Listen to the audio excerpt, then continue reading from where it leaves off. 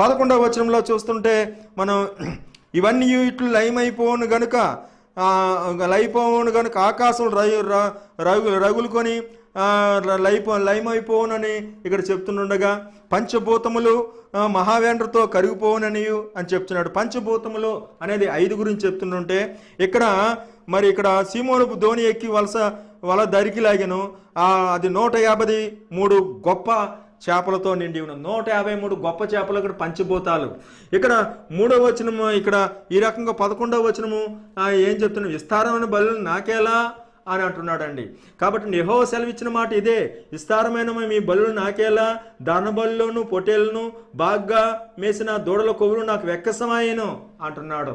కాబట్టి అండి ఇక్కడ విస్తారము, ఇక్కడ ఏమండి 153 గొప్ప చేపలు, ఇక్కడ విస్తారము 153 గొప్ప చేపలు, ఇక్కడ పంచభూతాలు. ఈ రకంగా మరి అక్కడ లంకె మరి ఇక ఏ రకంగా అంకీలు కనబడుతున్నాయో మనం చూద్దాం.